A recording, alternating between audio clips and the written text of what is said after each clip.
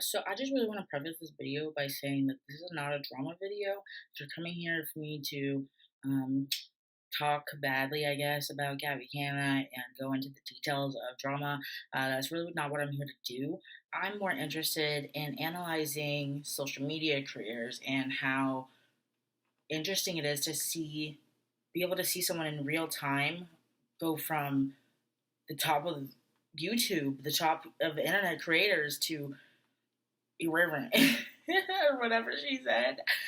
So that's pretty much what this video is going to be about. Yes, I'm going to be talking about controversies and things that have happened throughout Gabbie Hanna's career, but it's more to paint the picture of how we got here and why Gabbie maybe reacts the way that she does, and how public opinion has shifted and morphed and twisted so much around Gabbie Hanna, and how she's just kind of become this the butt of the joke most of the time, honestly. So if you want to talk about this with me and leave a comment about what you think about Gabbie Hanna's career and the things that I bring up, or even, you can counter what I have to say, but I'm really not here to kick the dog while it's down. Not that Gabbie Hanna's a dog. Please don't take that out of context.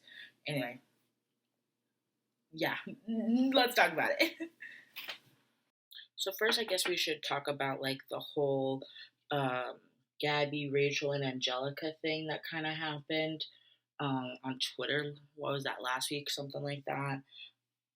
Pretty much, Gabbie got on there and started, ranting and raving and said some really mean things to Rachel and to Angelika, and just typical Gabbie stuff.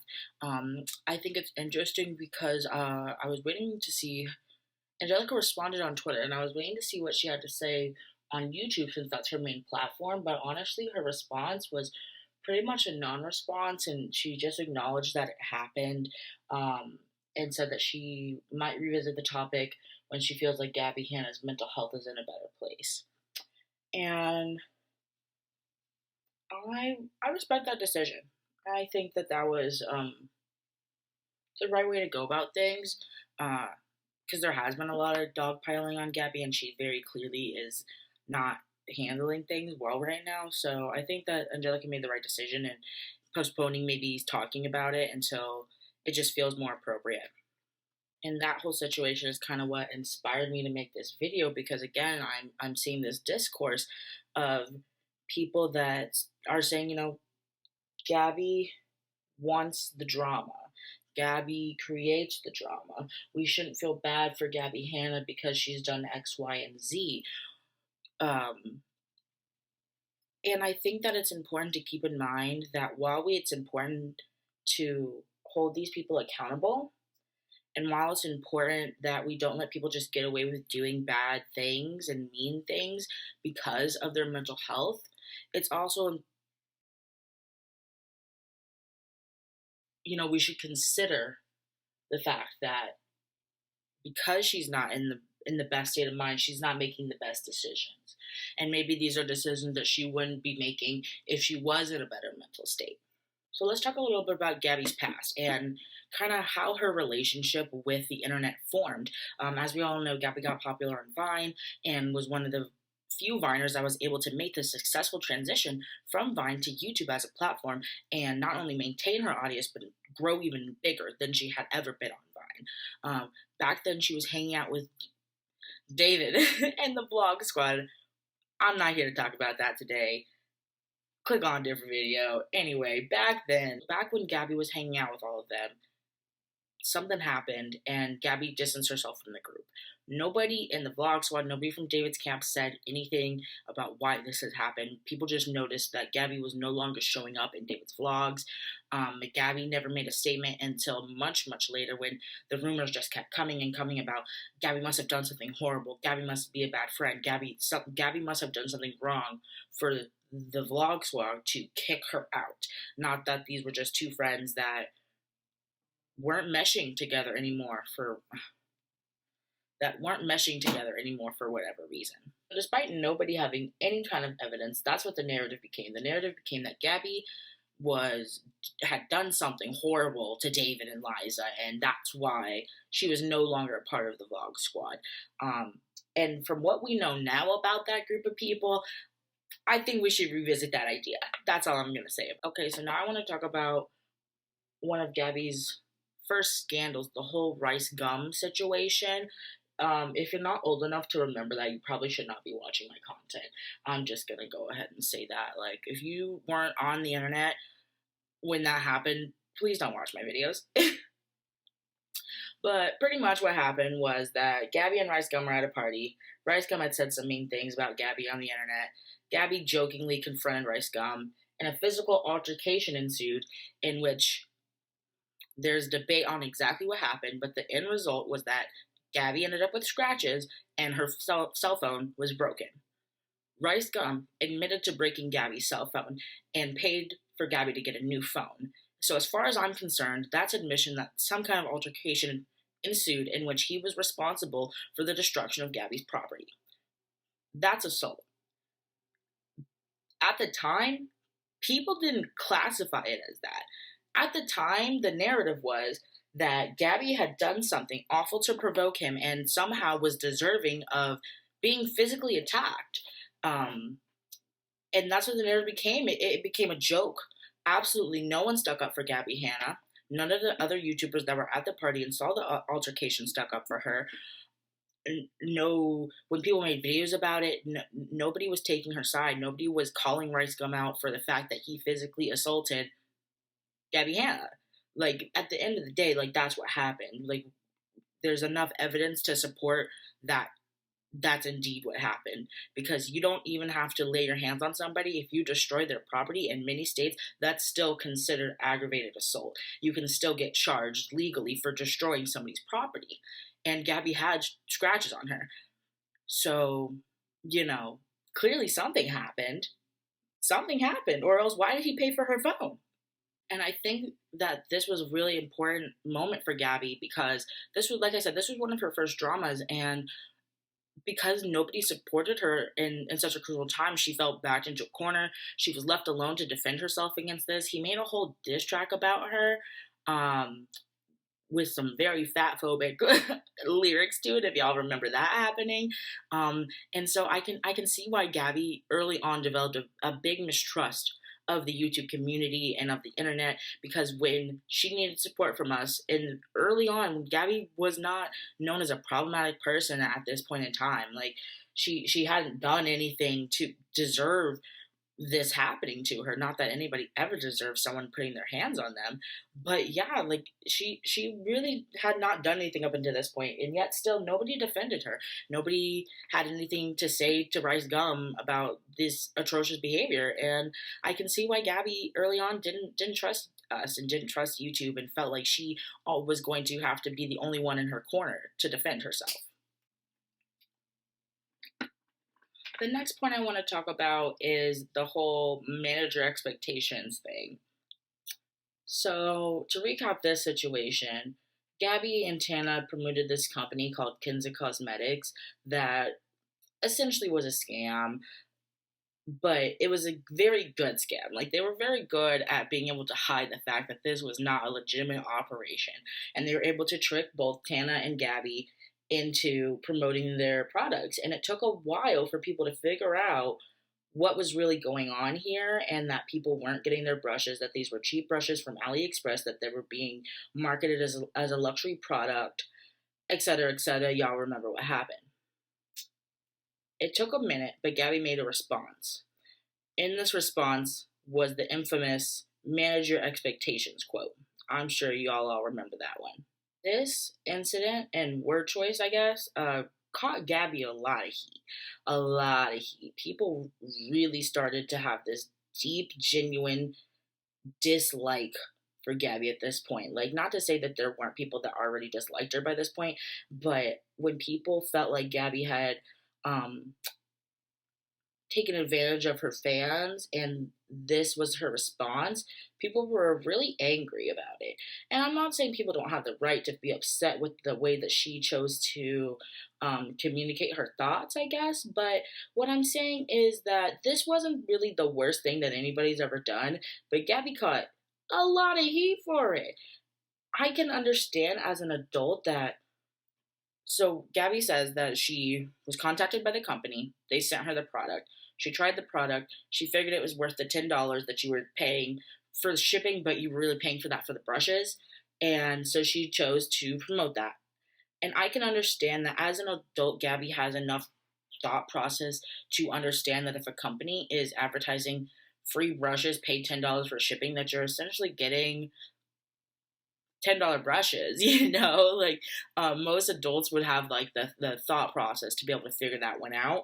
But the thing Gabbie missed is that her audience is still a lot of really young, really impressionable people. And what Gabbie unfortunately did not know is that this company was not even sending out brushes to a lot of people.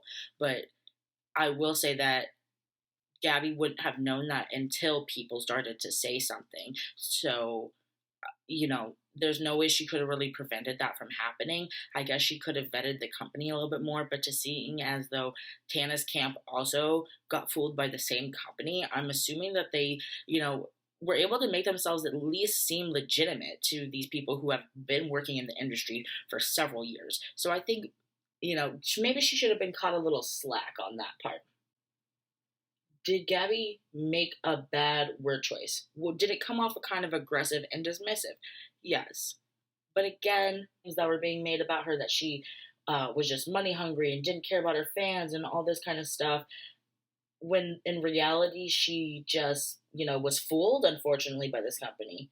I can see why maybe she felt a little short and frustrated because she never intended to be promoting a scam. And that's not to say she's not responsible for the fact that she did promote this to her fans. She 100% is, but it wasn't intentional. And she was given no benefit of the doubt in this situation, even though she's never been a influencer that's constantly peddled products to us and constantly been caught in these kind of scandalous business schemes before. This was really the first and only of its kind for her, and yet she wasn't given any kind of benefit of the doubt.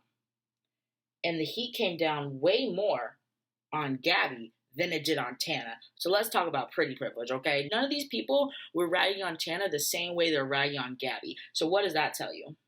Gabbie could have handled that situation better if she just would have admitted that she was misinformed, took accountability, and apologized. But, like I said, Gabbie's history with the internet was already one of mistrust and already one of she's the only one that's going to defend herself. So she feels like she has to defend herself because no one else has ever come to Gabbie's defense for anything, really. I'm not excusing the way that she handled the situation. I'm just saying I can understand why she reacted the way she did. Okay, so let's talk about Gabbie's music. I'm gonna tread carefully. I don't want to talk about whether Gabbie's music is good or bad. I just want to talk about some numbers here, okay? So, Out Loud, 15 million views. Honestly, 12 million views. Dandelion, 1.8 million views. Shut Me Up, her latest release as of 5 months ago, 226,000 views. I mean, that's just crazy considering historically YouTube pushes music videos. I'm old enough to remember when YouTube was nothing but music and lyric videos like anybody else. Like, that was all this platform was used for. YouTube has always favored music videos. She has, what is it, like 5 million something followers, and you're telling me that not even 1/6 of her audience that is already subscribed to her channel is being presented with her music or cares to click on the video. And again, regardless of how the music sounds, the videos have high production value. So you would think somebody would be clicking on these videos. I really think those numbers are sketchy. They do not add up. Like, regardless of if her music is good or bad, it doesn't really make a whole lot of sense to me. I think a couple of her songs broke Billboard top 50 or top 100, something like that. Like, don't quote me, but like, look it up. Like, her music isn't awful. Like, objectively, it's not bad. It's, you can listen to it. I mean, it's catchy. She clearly understands the structure of songwriting. So I don't understand why when she's coming out with these good quality music videos. You can tell, like, the set design, the makeup, the hair, the creative thought that went behind how she was going to present this song in an image format. It's there. She clearly worked really hard on these things, and yet I'm not talking about outside people, I'm talking about her fans, are not clicking on this stuff. I just don't get it. I feel like somehow, some way, it's being suppressed. Like, I don't know why, but I think that a lot of the criticism that she gets on her music is making people write it off. And I'm not saying that Gabbie should be performing at the Grammys next year, but what I'm saying is she's given no credit. She's given the opposite of credit. She's just belittled and made fun of. And it's not like Gabbie's the first YouTuber to try to make a career as a singer. Like, come on now, people. Like, come on now. I don't understand where the criticism is coming from. I get maybe she didn't used to be the best vocally. Maybe she's still not the best vocally, but she's working on it. She's trying. She's self-improving. What else do you guys want?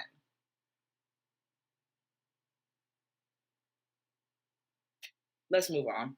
All right, let's talk about the Bianca situation. I'm really just going to touch lightly on this, but really what I have to say is that, okay, real quick, if you don't really know about this situation or what happened, Gabbie did an e-girl themed video. She used a picture of a young woman named Bianca who was tragically taken from us in a horrible, horrible way. I'll just say that. Gabbie used her picture in this video and was unaware of the situation and that Bianca was no longer with us. People were quick to call Gabbie out about this, and people were very, very, very upset with Gabbie about this. And again, the narrative became that Gabbie had done this on purpose, that she was attention seeking, that she didn't care about people, she didn't care about this girl, she didn't care about this tragedy, that this young woman's life was taken from us. And I do not in my heart believe that that's the case. Gabbie did make a response video to this, and she said that it took her a while because she wanted to reach out to the family first. I believe that's what she should have done. I believe it was right for her to wait and to talk to her mother and to see how she should approach the situation, because at the end of the day, Gabbie doesn't have to apologize to us for that. She needs to talk to the family, and that's what she did. And the mother was not upset, thanked Gabbie for her apology, and said that Bianca was a huge fan of Gabbie, and she would have been so happy to know that Gabbie Hanna had seen her picture and used it in her YouTube video. Gabbie was extremely hurt in her response video. She was extremely emotional, and I can understand why. Again, like, this narrative was painted that Gabbie was this monstrous woman who just did not care about anything but money and power and fame, and even to the extent of which that she would exploit this tragedy. And that was never the case for her. It was an accident, and people were upset with Gabbie for being emotional about that. And I would be emotional too if people on the internet genuinely believed in their heart that I had done something that horrific. Because, like, come on now, people. Like, Gabbie had never done anything this disrespectful before. Why is it that we never give Gabbie Hanna the benefit of the doubt that maybe she truly made an oversight, a horrible, horrible oversight, and it was a mistake, and let's not just assume that she's this evil, vindictive person because of this? I don't know. But that's that situation. Alright, let's talk about shadow ban Gabbie era. Okay, I shouldn't laugh. It's not funny. It's not funny. It's not funny. It's not funny. This is the era that the infamous Bullies podcast comes from. So Gabbie thought that she was shadow banned. She pretty much went on live stream to talk about this, and it really backfired on her face. She made a YouTube video and a podcast about it as well. And people did not take kindly to Gabbie Hanna. I don't know what to call it. I don't want to call it complaining. Talking about what she thought was going on with her channel. Something else really interesting that I think was said in this podcast was when Gabbie talked about how her income had been cut into a third of what she was previously making, and that people don't care because she lives in a big house. I'm not here to say that Gabbie Hanna's financial struggles are the end-all be-all of poverty. I'm not even here to suggest that Gabbie Hanna is in danger of being in poverty. But what I'm saying is, can we see how it would be extremely stressful to go from making a certain amount of money to now making a third of that amount of money essentially overnight, and still having the responsibilities that you had already committed to when your income was at a different level? Can we see how that could be stressful and how that might be hard on somebody's mental health? I think that what Gabbie was failing to realize here was that her audience has shifted. And she's on her way out of, stardom as far as the internet goes. She tried to transfer over to the podcast. The podcast isn't doing that well. She's pulling nowhere near the numbers that she used to be pulling. And while it's easy to sit back and laugh at that, I think that what we should be doing is trying to find empathy for somebody who is struggling to find their new path. And we are watching her watch her career die, and how hard that must be for her as she's made this the last decade of her life, and to no longer be able to depend on it the same way that she used to, and to be unsure of where to go next. And I'm not age shaming, but she's also, going into her 30s. That's another huge life transition for a lot of people. And we live in this weird internet culture where anybody over the age of 19 is seen as elderly, and that's strange. And so it must be hard to be not only aging physically, but also aging creatively, aging out of relevancy, I guess. To see Gabbie Hanna go from preferred creator to barely cracking 100,000 views if she's lucky is absolutely insane, really. And it's not that this hasn't happened to many people before Gabbie and will continue to happen to people after Gabbie, but I mean, we got to give her some credit. She was at the top of YouTube. She was, and that's just no longer the case. And that transition has to be hard, on top of mental health concerns, on top of financial concerns, on top of trying to figure out what her new phase of life is going to be as she does enter her 30s, and where she sees herself going from here. Because clearly what's happening and what she's been doing isn't working for her. So where does she go? And that's got to be hard, Okay, I want to talk about, I really want to point out something crucial in this Gabbie versus Trisha situation. Bottom line, I don't care about who's right. They both wrong. They both should have just not. Okay, I really don't care. But what I really want to point out, and something that nobody's talking about, is the fact that we now know that Shane Dawson was the one who told Gabbie Hanna the rumor about Trisha. Come on now. At this point, we should know what that means. We know how that man operates. Should Gabbie have repeated it? No. No. Should Shane have said that to Gabbie, knowing that Gabbie and Trisha already had issues, and knowing that Gabbie is the kind of person that will go to that person and say something? Shane did that on purpose. He knew exactly what he was doing. He knew that Gabbie would say something, and he knew he could start drama from behind the scenes without having nothing to do with it, because nobody would believe Gabbie if Gabbie said that Shane told him. But Gabbie has no reason at that point not to believe Shane when Shane says that to her. So she believed 100% with her heart that what she was being told was true. And that's why Gabbie acted in the way that she did. Again, should she have? No. Should she have stayed out of it? It's not really her business. You can make that point. But can you understand believing 100% with her whole heart what Shane is telling her, why she would feel inclined to prompt her friend to have a conversation about it? That's all I've got to say. But again,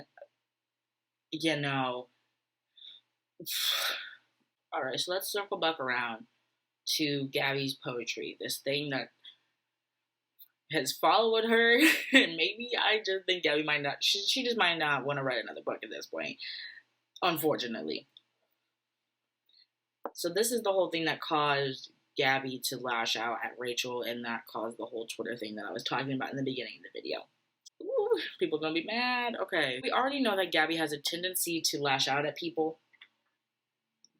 Rightly or wrongly, she has a tendency to get very defensive, especially about things that matter a lot to her creatively, such as her music, such as her poetry. I'm not saying that Rachel shouldn't have made those videos. She should have. She had every right to. Rachel's videos were fine. She wasn't attacking Gabbie. She wasn't being mean to Gabbie. She was just criticizing and sharing her opinion. If Gabbie was going to send Rachel that second book, she should have been well prepared for the opinion not to be one that she favored. Is Gabbie wrong for the way that she engaged with Rachel and Angelika on Twitter? And also, I think, Instagram Live. Yeah. Was she mean? Absolutely. Should she not have? Sure. Sure. But there's a lot of things that we all could not have. Like, it's not that hard to understand that in this mental state that Gabbie is in. Damn it, got lash glue on the lashes. That's a real problem here. Put a finger down if you've ever lashed out at somebody when you were, let's say, anxious, depressed, upset, grieving, any kind of negative emotion, and you then turned that negative emotion onto somebody that really didn't have anything to do with that negative emotion and maybe said some things that you regret. Because I know I have. Because we're humans.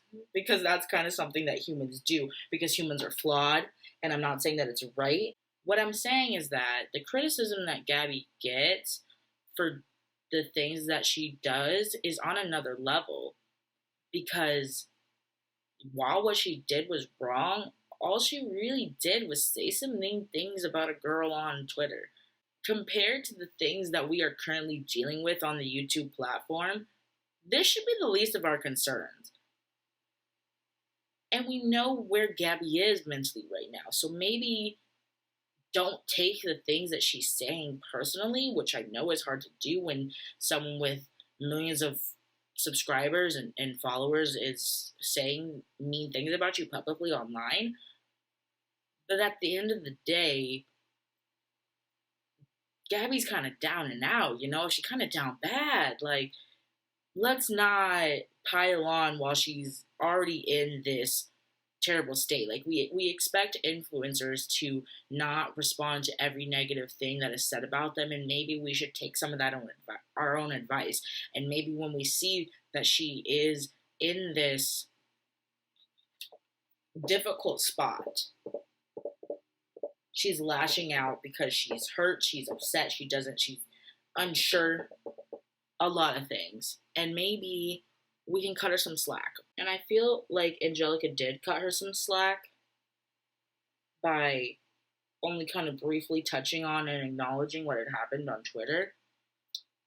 And kind of, hopefully that slows down the train of videos being made about her, which I know I'm kind of adding to, but in a different way.